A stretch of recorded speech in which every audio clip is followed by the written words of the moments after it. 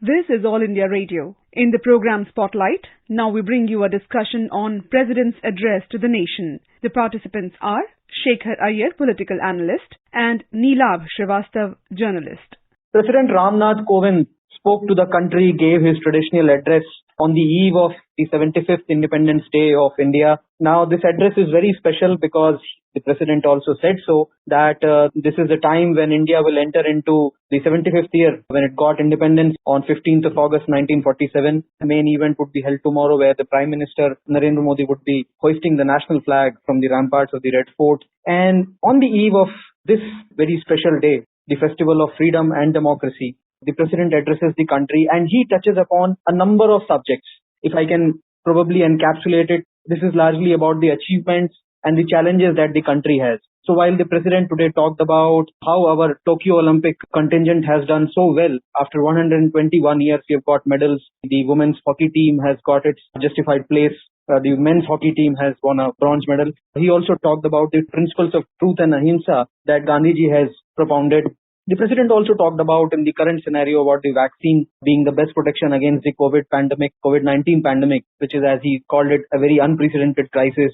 He went about talking the Atmanirbhar Bharat or the Self-Reliant India scheme and the campaign, investment in various sectors that India is now doing, ease of doing business that is linked to the ease of living, difficulties and challenges that the country is facing, climate change. We very recently were talking about it, the armed forces which protect the country. Iyer Saab, in all, the address of the President virtually touches upon every subject, and I think this was also one of the addresses where he spoke about many things that in the last 75 years India has achieved, many things that still remain, and the challenges that are ahead of us.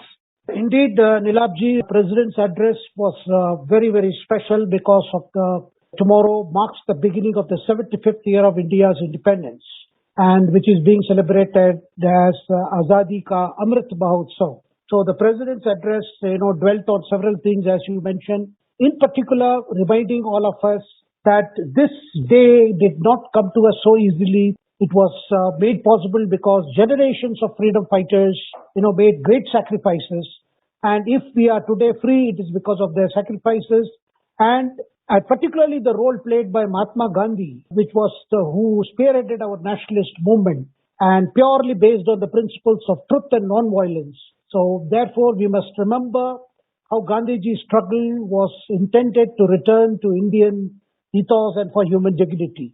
That is why when we have completed 75 years of journey, the President wants us to look back as to how far we have traveled, as you mentioned, the challenges that are ahead, and also the new situation created by Corona or COVID-19, which has actually put a lot of stress on all sectors.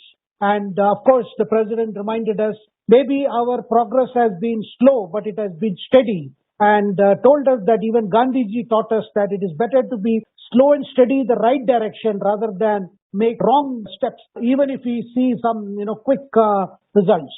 So therefore, what has happened in India since independence is nothing short of a miracle, because India is a home of plurality of traditions and it is one of the most vibrant democracies. Now, President remarks are indeed very special because, the entire foundation of our independence movement and subsequently is built on the parliamentary form of democracy. And the President reminded us, look, we have proved all skeptics wrong, because when India achieved freedom in 1947, there were many critics who thought that India could never hold, that because of, there were so many princely states and so many different people, so many different languages. So there were many people who said, well, India may not be able to withstand. But what we have seen today, not only we have grown in unity, but also our diversity has also been amplified by the way we have built institutions. We have achieved success in several sectors. And President was particularly happy to note that our sportsmen have brought laurels, particularly at the Tokyo Olympics, with their stellar performance, and that he reminded us to encourage our daughters particularly to take to sports, because the future lies in promoting our daughters, encouraging our daughters so that they get a lot of opportunities for growth. Neelabh. Right. Iyer Saab, we have been facing the COVID-19 or the coronavirus pandemic the last 2 years. That is, everything has been around it. Whatever has happened to the COVID-19 situation has led a direction, whether it is economy, whether it is social life, whether it is any other decision that as an individual or as a country anyone takes. And the president did make a mention about it. It spoke about the deadly second wave, the kind of unprecedented crisis that India and the globe faced. He also said, while he said that vaccines are the best possible protection which everyone should have, 50 crore fellow citizens have been vaccinated so far. He also spoke about the economic impact of the pandemic. And in the same breath, I would like you to speak on the kind of impact that rural India had. And also he spoke about the agriculture sector, that despite all these factors, we had a record production of food grains in the country. So I think these two are very important factors when it comes to ensuring the security and progress of the country, Mr. Iyer. Exactly, Nilabji. I think the president did not mince word, bringing out the kind of disaster that we have seen in the lives of common people following COVID. And particularly the economic impact of the pandemic has been very severe, just as the health impact has been. And in that context, the president mentioned how the government has been concerned about lower class, middle class, the poor, as well as small and medium industries, and particularly the day laborers, and also employers who have been facing hardships due to lockdown and movement restriction. That is why we saw COVID packages being announced last August, and subsequently also several incentives, to boost productivity, to help the small entrepreneurs, particularly MSMEs, to overcome. And that is why the president mentioned about the government's decision to distribute food grains free of cost to about 80 crore people in May and June. And now, just as they had done last year, this year also it is going to go on till Diwali. And also the stimulus package that has come, more than 6,28,000 crore has been announced for all the COVID affected sectors. And in this context, the president also mentioned the fact that the government is paying very special attention to improving and upgrading our health infrastructure. In this context, he mentioned about the cabinet decision to sanction 23,000 crore to be spent over a year for improving medical facilities, adding more beds, creating more ICU beds, as well as providing care for children, pediatric care in all our hospitals, particularly at the district level. And the president noted, look, India lives in villages. There is no doubt about it. All our schemes, all our programs are tuned to improve the lot of the villages. Recently, the president had traveled to his ancestral village in Kanpur Dehat, and where he was very happy to note that in his own village, how things have been changed over the last few years, particularly the infrastructure is being developed even in rural areas to bring the life better. And particularly the president noted the psychological distance between the urban and the rural is now much less, because the whole idea is to provide all those facilities which hitherto considered to be available only in big cities are now being brought to the villages, whether it is internet connectivity, whether it is banking facilities or even e-learning. So therefore, the president noted how there are special schemes, particularly for farmers, the Pradhan Mantri Kisan Samman Nidhi, which is being implemented, where they are being given money at least twice a year before the cropping season so that they can utilize that money for whatever post-harvest expenses, Nilabji. The president had a very specific point on the parliamentary democracy system that India has. Now, he said that when India won independence 75 years ago, there was a lot of skepticism that would democracy survive in India? But it is for the world to see now. And the founding fathers had reposed their faith in the wisdom of the people. And it is something that we are very strong, progressive democracy now. And he mentioned that parliament is our temple of democracy, where discussion, debate and discussion issues are made. And this is very important. I see this particular point in the context of the very recent parliament session that has concluded, where a lot of commotion, and that is why the sessions could not take place. So in this context, the president mentioning about this and also going ahead and saying that this is a system which has to be strengthened. So how do you see this particular point of the president, Mr. Iyer? Well, one can be sure that the president is as much distressed like all of us about the just concluded parliament session where unprecedented scenes were seen. I think what the president reminded us is, look, we have adopted the system of parliamentary democracy, and our parliament is the temple which provides us the highest forum where we discuss, debate and decide issues for the well-being of our people. So therefore, it is very important that we must remember that that is an institution for settling matters through debates. So therefore, what the president has sought to underline, without very specifically mentioning about the incidents of the just concluded session, rather he has only told all of us, our parliamentarians must also remember that this is the 75th year of independence. Soon we are going to see a new parliament building, which will be a matter of great pride for all of us. And it will honor our legacy And also it will show to the world that we are stepping into a new contemporary era, and which is going to be more than symbolic because it will symbolize our heritage, our culture, and our commitment to parliamentary democracy. I think this message should be heard by all political leaders, political parties.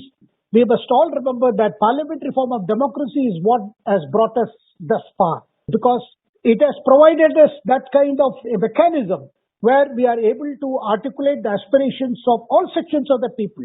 Because Indian Parliament, if you look at the representation, it represents in the entire country with its complete diversity. Therefore, I think it's a very, very significant mention by the President today in his address, Nilab. A new dawn is riding in Jammu and Kashmir. This is what President Kovind also said in the middle part of his speech to the country, and he also urged especially the youth of Kashmir to utilize the new opportunity and work on realizing, if I can quote him, their aspirations through democratic institutions. We all know that in 2019, August 5, the Union government abrogated the Article 370. The erstwhile state of Jammu and Kashmir was bifurcated into the Union territory of Jammu Kashmir and Ladakh. And now it is 2 years now. So I think that was the context, Mr. Iyer, that the President was speaking about. Exactly, because the Article 370 has gone. Jammu Kashmir is today fully integrated and all the laws of the land have been extended to that, particularly reservation for the weaker sections. And also the Prime Minister had recently held discussion with all stakeholders. And now the efforts are to, first carry out the delimitation of constituencies and eventually hold elections. And government has proposed that once these steps are taken, eventually the statehood would be restored to Jammu and Kashmir. So particularly the youth of Jammu and Kashmir are looking forward to new opportunities for their development. So that is why the President spoke of the youth must utilize this opportunity and must work on realizing their aspirations. Nilab. The President also mentioned about the Constitution. What does the Constitution summarize and tells the country? The 4 words of justice, liberty, equality and fraternity are what the Constitution tells us, and that the country must strive for more equality in an unequal world. He also has a word of caution that the road ahead will not be easy. We may have to negotiate many twists and turns.